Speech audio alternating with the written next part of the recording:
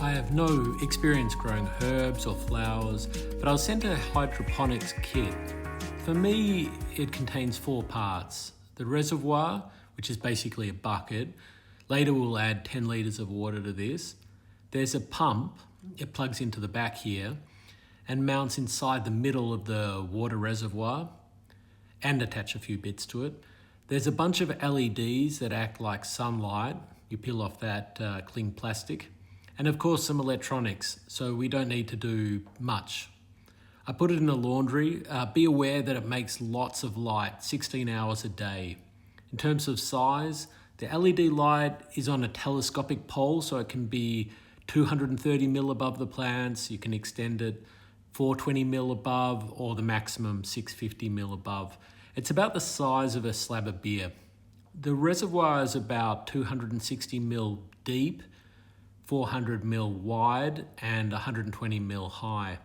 To assemble it, you stick some legs under the plastic surface to support the weight.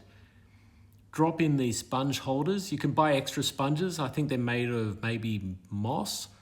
Even the expensive ones are about 50 cents each, so pretty cheap. And depending on the plant, you can add these chopstick things, maybe for things like strawberries. There are also these transparent cups, which might be for the early stages of growth. I heard that you should cover light from the unused holes, otherwise the water below might turn a bit funky. I spray painted some of the caps. I wondered if I was better off just using all the available spots from the start, but I wasn't too confident anyway. I included 2 bottles of these dried nutrients. I filled the bottles and shook them until they were more or less dissolved, and poured them in and filled the rest of the reservoir with water. I went to Bunnings and bought 3 packs of seeds. I bought basil, spinach and coriander, and a bottle of nutrient for when the machine next asks for nutrients, because I use them all initially.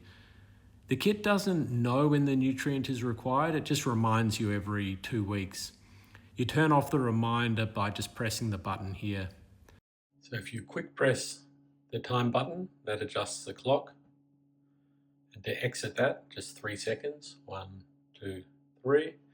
And if you want to set the time that the LEDs turn on, just long press that for 3 seconds, 2, 3.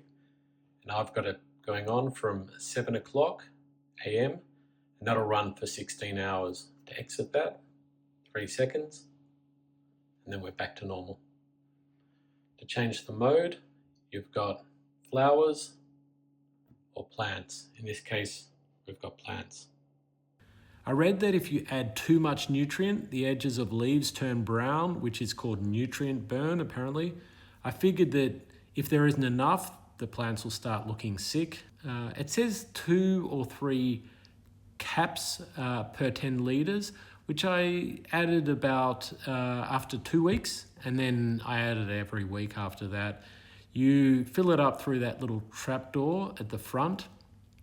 Clearly marked is a max water level marker, so you don't overfill it.